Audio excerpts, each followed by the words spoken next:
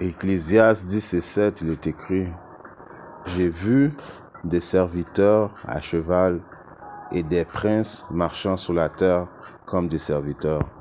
Alors tout d'abord, j'aimerais rendre gloire et hommage à Yahweh Bahashem, Yahweh Shai, Bahashem Roha Kodash, Yahweh qui est le nom du Père, le Tout-Puissant, qui est le plus haut, Bahashem qui veut dire au nom, Yahweh Shai qui est le Fils, Bahashem Roha Kodash qui est le Saint-Esprit.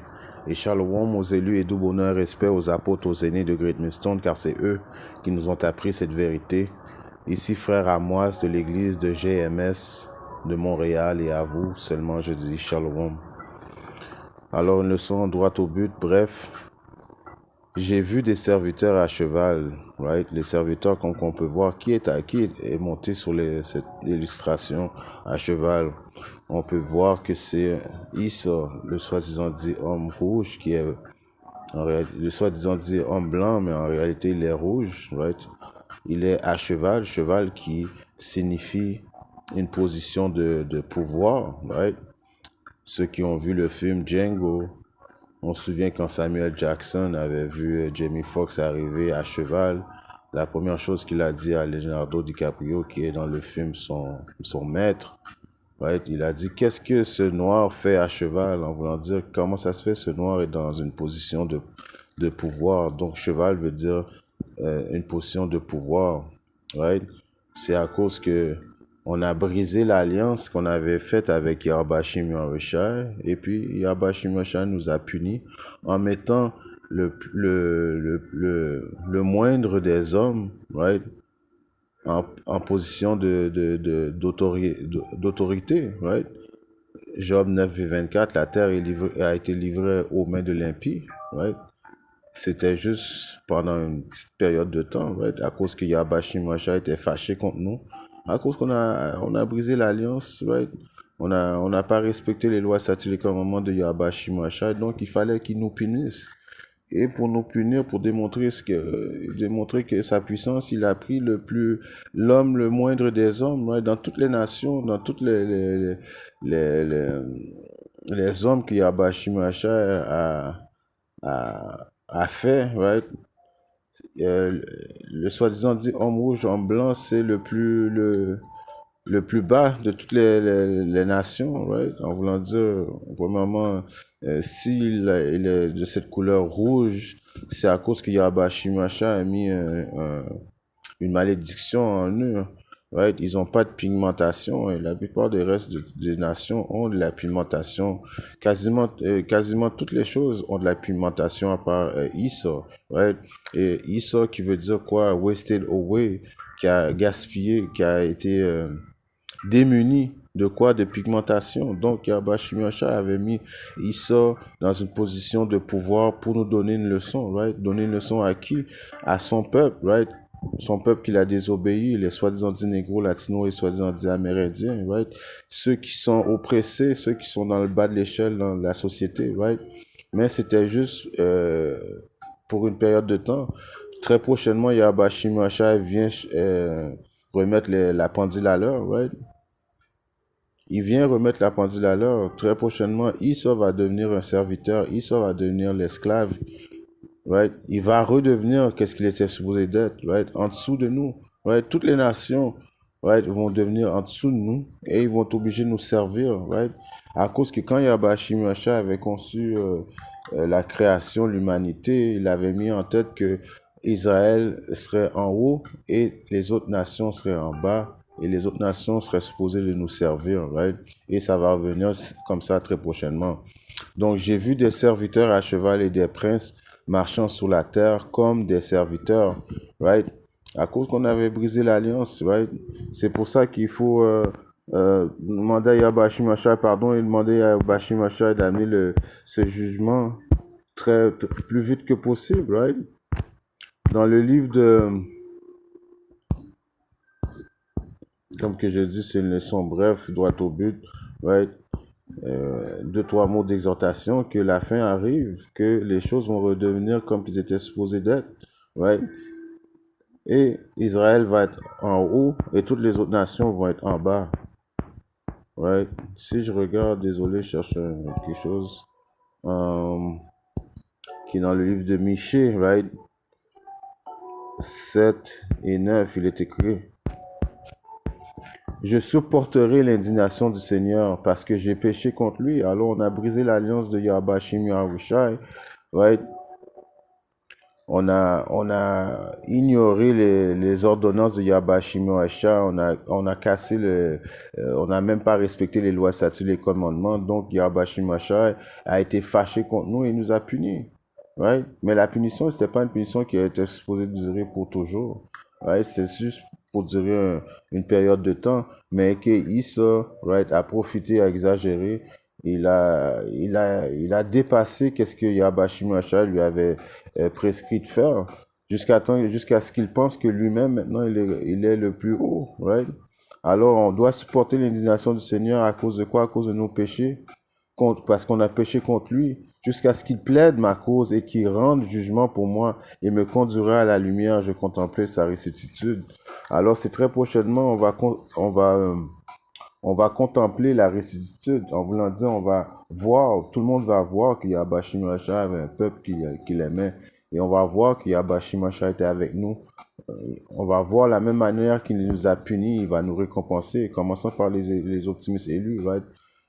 Parce que les 2 tiers font partie de nos ennemis aussi. Les 2 tiers de notre nation, ils vont être détruits. Éventuellement, ils vont venir dans le royaume, mais pour cette fois-là, ils vont devoir passer au jugement de Yahweh Shimon Arusha. Et quand que je parle des 2 tiers, c'est les rebelles de la nation d'Israël, ceux qui ignorent les prophètes, ceux qui veulent pas, qui ignorent les ordonnances de Yahweh Shimon Arusha, right? Ceux qui prennent Issa pour, en fait, ils prennent Issa pour leur Dieu, alors ils vont devoir mourir avec Issa très prochainement, right? Dans le livre de Jérémie 49 et 12, il est écrit: Car ainsi dit le Seigneur, voici ceux dont le jugement était de ne pas boire la coupe, boiront certainement. Et toi, es-tu celui qui sera entièrement impuni? Tu ne seras pas tenu impuni, mais tu en boiras certainement. Car, right, on a bu la coupe, on n'était pas en réalité été créé pour boire cette coupe-là, mais vu qu'on a enfreint aux lois, aux statuts, les commandements de Yahweh Shimosha, on a brûlé cette coupe. Mais l'homme rouge, l'homme blanc, le diable, pense que Yahweh Shimosha ne va pas le juger, right? Est-ce que tu vas rester impuni? Tu ne seras pas tenu impuni, mais tu en boiras certainement. Alors, Yahweh Shimosha fait serment que Issa, l'homme rouge, l'homme blanc, va boire la coupe. Et encore, il va boire la coupe encore plus que nous. Yabashimasha va la faire boire la coupe encore plus que nous. Right? C'est rien. Qu'est-ce que Issa nous a fait passer, commençant par toutes les captivités, les autres nations aussi qui ont participé avec Issa. C'est pas juste Issa qui va payer, les autres nations aussi vont payer, mais principalement Issa, right? Qui nous a fait passer par plein de tribulations, plein d'oppressions, l'esclavage et toutes ces choses-là. Alors Yabashimasha va les faire payer encore le triple, le double de qu'est-ce qu'il nous a fait passer. Right? Car j'ai juré par moi-même, Yabashimasha a juré par lui-même, dit le Seigneur, que Bozra c'est une représentation encore de une ville qui était à Idomia, qui est une représentation de Issa, la ville de Issa, right? Bozra, on pourrait dire, qui est les États-Unis, right? Sera une désolation, un reproche, une dévastation, une malédiction, et que toute cette ville deviendront des perpétuelles désolations. Alors, c'est pour vous dire qu'on n'est pas dans notre place de repos, right? Il n'y aura pas de... C'est pas là qui est dans notre lieu de repos, right? Parce que je parle des États-Unis, les frères et sœurs qui habitent aux États-Unis, qui ne pensent pas que les États-Unis vont rester à jamais, right? Éventuellement, Yabashimasha va détruire les États-Unis. Et avant de détruire les États-Unis, c'est là qu'il va venir avec les anges. Et il va télétransporter dans les chariots, les soi-disant du UFO, toutes les Israélites, right? Il y a un groupe qui s'appelle Sakari qui dit présentement que les deux tiers, les deux tiers vont être, tout le monde, toutes les Israélites vont être télétransportés dans les chariots de l'Éternel et puis rendus en Israël. C'est là que Yahweh Shimashah va plaider avec eux. Non, deux tiers, de, les deux tiers qui sont aux États-Unis, right, vont périr aux États-Unis, right? Ceux qui vont être sauvés vont faire partie du tiers. Et on voit ça aussi dans le livre de Zacharie 13 et 8. Il est écrit: il arriva dans tout le pays, dit le Seigneur, le pays qui représente les gens, au lieu, quand on dit il arriva dans tout le pays, c'est une représentation du peuple avant d'être le lieu, dit le Seigneur, que deux parts ils seront retranchés et mourront, mais le troisième il restera. Donc, dans les Israélites, il y a deux tiers qui vont mourir et puis un tiers qui va être sauvé aux États-Unis. Oui, il est vrai que Yahweh Shimashah va plaider avec tous les Israélites dans tout le monde entier parce qu'on est dispersé dans tout le monde entier. Mais la délivrance principale va être aux États-Unis. À cause de quoi? À cause que toutes les tribus d'Israël sont réunies aux États-Unis. Est-ce qu'il y a un pays au monde où il y a toutes les tribus d'Israël dans un seul pays? Non. On retrouve ça aux États-Unis. C'est pour ça que c'est là qu'il va être le plus grand du salut de Yahweh Shem Yahushai. Right. Dans le livre de Isaïe 13 et 20, il est écrit: elle ne sera plus jamais habitée, on n'y demeurera plus de génération en génération, et l'Arabe n'y dressera pas non plus sa tente, et le berger n'y mettront plus leur parc. Mais les bêtes sauvages du lieu aride se tiendront là, et leurs maisons seront remplies de créatures lugubres, et les hiboux y feront leur demeure, et les satyres y danseront. Et les bêtes sauvages des îles hurleront dans leurs maisons abandonnées, et les dragons dans leurs palais plaisants, et son heure est près de venir, et ses jours ne seront pas prolongés. Donc, si on regarde ces préceptes-là, l'arabe qui aime ça faire des business lucratifs aux États-Unis ne sera plus capable de faire des business lucratifs aux États-Unis à cause qu'il n'y aura plus des États-Unis. Elle va être complètement détruite. Mais les bêtes sauvages lui arrivent se tiendront là et leurs maisons sont remplies de créatures lugubres. Alors, toutes les maisons, toutes les villas qu'ils ont faites là-bas, ça va être des choses du passé. Ça va être des insectes qui vont habiter là, des créatures lugubres, les hiboux, right? Ils feront leur demeure et danseront, et les bêtes sauvages des îles hurleront dans leurs maisons abandonnées, et les dragons dans leurs palais plaisants. Les dragons en représentation des lézards vont rester là, right?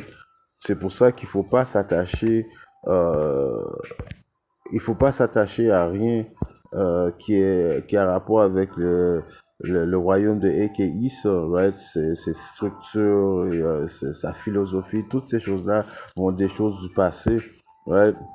Oublié, ça va être mis dans l'oubli. Yahweh Shimashah s'apprête à venir instaurer son royaume, right? Une nouvelle architecture tout partout, right? Comme qu'il y a un précepte qui dit, je déclare, je fais des nouvelles choses. Les anciennes choses, on s'en souviendra plus. On va oublier les anciennes choses quand Yahweh Shimashah va venir amener ces nouvelles choses sur la terre, right? À Michée 2 et 10, il est écrit quoi? Levez-vous et partez, car ce n'est pas ici votre lieu de repos, parce qu'il est souillé. Il vous détruira même d'une rude destruction. Right? Alors ici, ce n'est pas notre lieu de repos. Right? En voulant dire les États-Unis ou le Canada ou ces choses-là, c'est pas notre lieu de repos. Right? Toutes les choses que Issa a construit, les architectures de Issa, c'est sa technologie, toutes ces choses-là vont des choses du passé. Yahweh Shimashah s'apprête à venir avec des choses nouvelles, right? Donc, il faut pas s'attacher à ces choses-là à cause que ça s'apprête à être détruit, right? C'était juste une punition. C'est pour ça qu'on a vu des serviteurs à cheval, right? Les soi-disant dit en blanc en position de pouvoir. C'était juste temporaire pour servir, pour nous donner une leçon, pour savoir quoi pas faire à l'avenir, right? Mais éventuellement, on va tout savoir quoi faire et on va tout être parfait parce que Yahweh Shimashah va prendre la nation d'Israël, commençant par les élus, right?